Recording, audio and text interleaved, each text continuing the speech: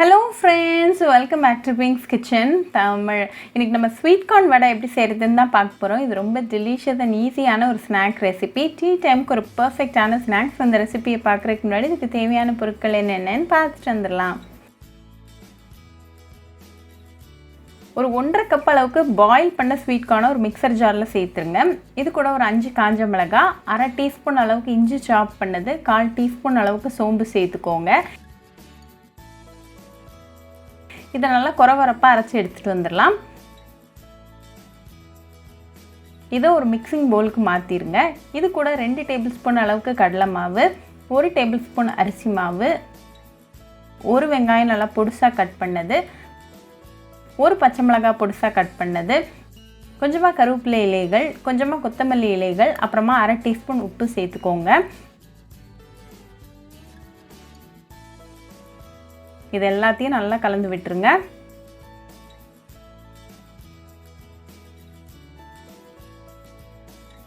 இப்போ எல்லாம் மிக்ஸ் ஆகி ரெடியாக இருக்குது. ஸோ இதுலேருந்து சின்னதாக ஒரு போர்ஷன் எடுத்து நல்லா ஸ்மூத் பாலாக உருட்டிடுங்க. இதில் லைட்டாக ப்ரெஸ் பண்ணிவிட்டு இந்த மாதிரி எட்ஜஸை ஷேப் பண்ணிவிட்டு ரெடியாக வச்சுக்கோங்க. இதே மாதிரி எல்லா வடையும் செஞ்சு ரெடியாக வச்சுக்கோங்க. இப்போ ஒரு இரும்பு சட்டியில் தேவையான அளவுக்கு எண்ணெய் சூடு பண்ணிடுங்க. எண்ணெய் நல்லா சூடானதும் ஒவ்வொரு வடையாக உள்ளே சேர்த்துருங்க. ஒரே நேரத்தில் ரொம்ப சேர்த்துக்காதீங்க. இது ஒரு 2 நிமிஷம் நல்லா மீடியம் ஃப்ளேமில் ஃப்ரை ஆகட்டும்.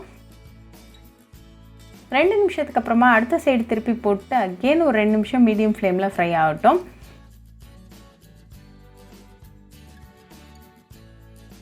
இப்போ 2 சைடும் நல்லா கிறிஸ்பியாக கோல்டன் ப்ரௌனாக வந்திருக்கு. ஸோ ரிமூவ் பண்ணிடலாம்.